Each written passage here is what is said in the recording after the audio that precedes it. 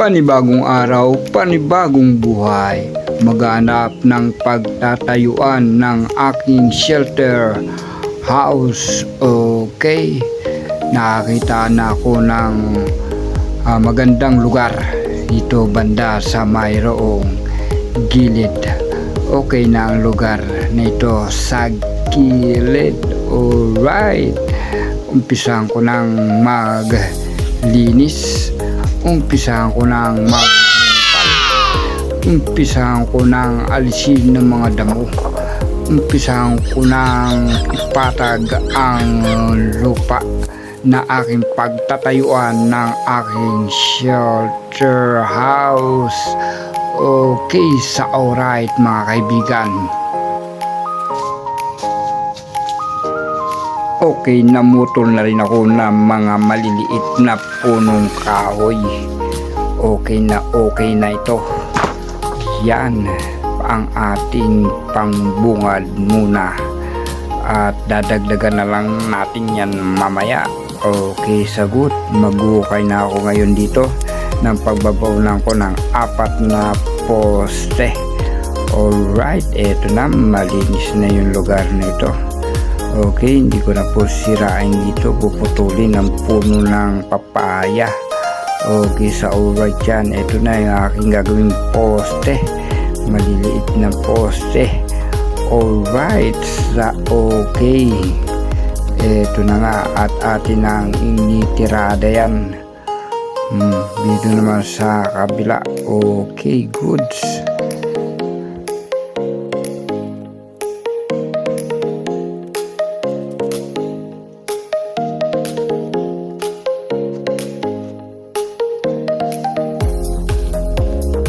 At kinuha ko na rin ang mga pako na binili ko sa hardware. Alright, sa okay. Ayan na. Akin na pinupwesto. Sinusukat na upang maging pantay at ayos na ang lahat. At eto na nga. Makikita na nakakaporma na. Unahin ko nga pala muna ang sahig dahil kakaiba ang aking gagawing shelter dito na medyo mayroong design at kailangan ko pa ng mga kahoy. Alright, okay, sa good. At yan, tayo nagpuputol dito ng kahoy o punong kahoy. Pili natin yung diretso para ayos na ayos sa ating paggagamitan. Yung diretso na diretso para good sa alright.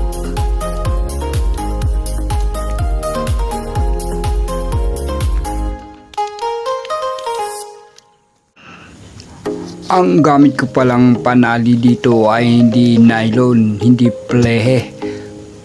Ito ang ginagamit ng mga taga-Bacoor, Binakayan, Kawit sa kanilang mga farm na tahong at talaba dahil matibay ito sa init at matibay sa tubig. Arawin o ulanin ay hindi nagagapok. Ito yung kanilang ginagamit na panali sa mga balag, sa mga pasimilya ng talaba.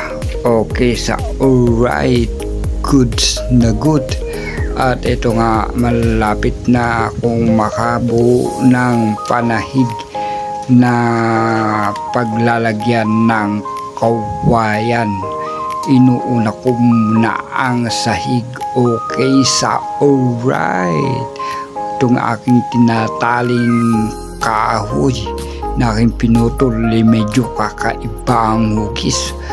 Okay, parang mahabang mabinti at paa. Ayan, tinatali ko na siya ng plehe. Alright, sa okay, ganito. Parang iba ang naiisip ko rito sa pagtali ko. Okay, ayan na.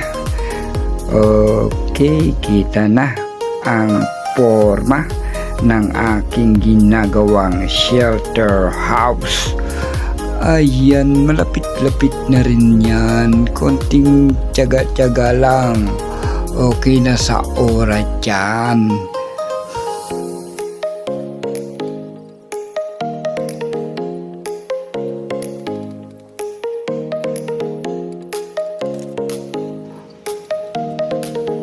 At ito nga ang aking nagawa. Formang triangle na shelter house. Okay sa alright. Okay, martilyo ko na o pinapako ang sahig na kawayan. Ayan, ganito ang yari ng aking shelter house. Alright, kaya hanggang dito na muna ang aking video. Next na video ang pagdidingding at pagbububong rito.